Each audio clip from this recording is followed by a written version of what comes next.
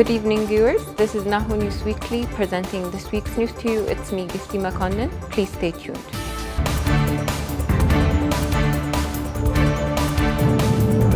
As we move on to our first news, Prime Minister Abiy Ahmed has held talks with police officials. The consultation is set to focus on police reform, smuggling, and other criminal activities.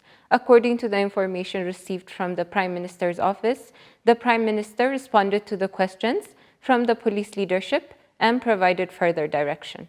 Prior to the consultation, senior officials toured the security reforms and various development projects. Germany pledges support for peace and reconstruction in war-torn Ethiopia. Foreign Minister and Deputy Prime Minister Demeqe Mekonnen had a telephone conversation with German Foreign Minister Annalena Baerbock. During the meeting, the Foreign Minister and the Deputy Prime Minister said that Germany is one of the countries that have long-standing strong ties with Ethiopia. He thanks the German government for its balanced position over the past year and a half. He also said that the amount of aid provided to the needy people in Tigray, Amhara, and Afar states has been increased.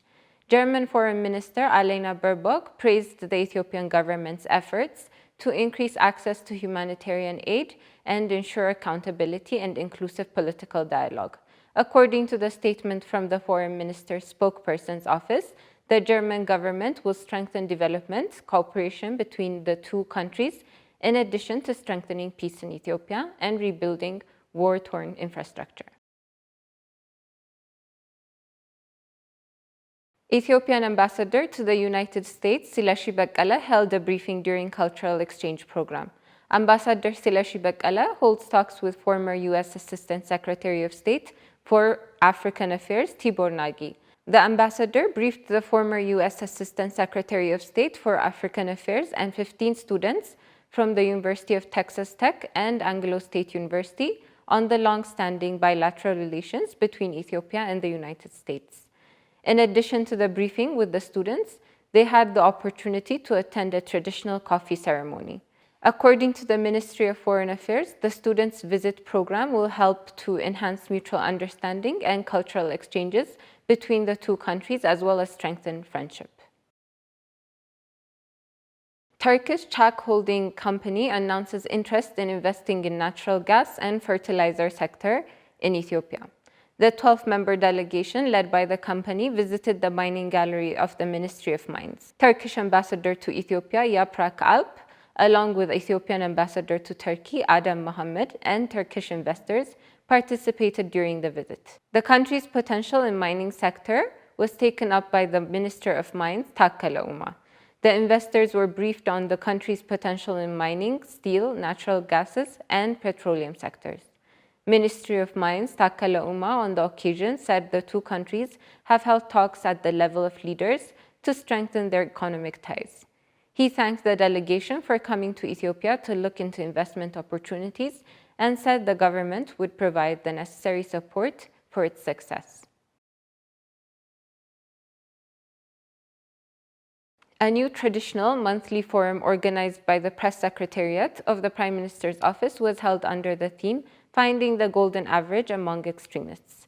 Dr. Getane Mahari, who was present at the forum, said that our politics is often characterized by ethnicity and that it will be used as a tool to make people see themselves as superior or as victims. He also stressed the need to fight for justice in all circumstances.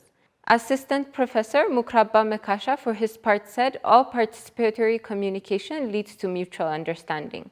Haptamu Wendimu, a professor at Addis Ababa University, said that extremism will create instability, mistrust, and disunity in the society and will hamper peace and development. He said the society, the government, schools, media, religious institutions, elders, scholars, and all the forces that stand for peace and unity and development should pay attention to eradicate extremism.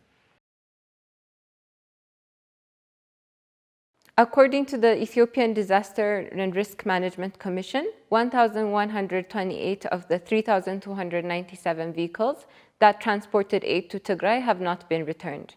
The Commission's Public Relations Director, Debebe Zode, said the humanitarian assistance to Tigray state is continuing. He said 3,297 trucks have been deployed so far. He said 236 flights from Addis Ababa to Mekelle have been provided for humanitarian services. He said the humanitarian assistance is being provided by 95 partner organizations, including cash, medicine, nutrition, and non-food items. He also said that 2,502 vehicles carrying humanitarian aid have arrived in Mekelle since April 7. Ethiopia Media Authority General Director Mohammed Idris asserted that the self-proclaimed journalists that were arrested due to other reasons and not due to the fact that they were journalists. He added that from the arrests made, only one person was a licensed journalist. This individual was also arrested on suspicion of violating the country's laws and not his profession.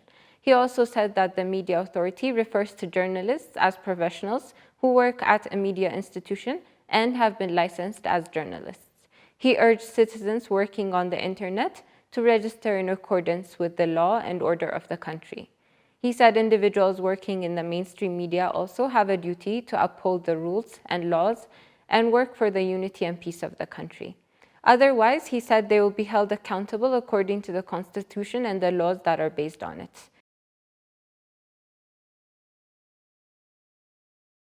And finally, with our final news, the construction of a large research center, museum, library, and others will be constructed in the name of Saint Yared. Debre Hawi Saint Yared Unity Monastery Executive Committee Deputy Architect Tesfa Mariam Tashome said the project will cost 3 billion birr. He said the project will cover 6.5 hectares of land. The construction site is located at Yedda Woreda, North Gondar. The land was donated by the local community.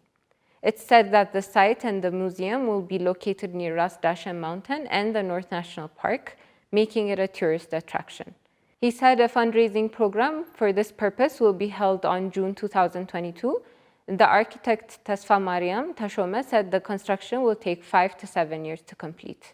Saint Yared was born on April 5th, 505 AD in the city of Aksum.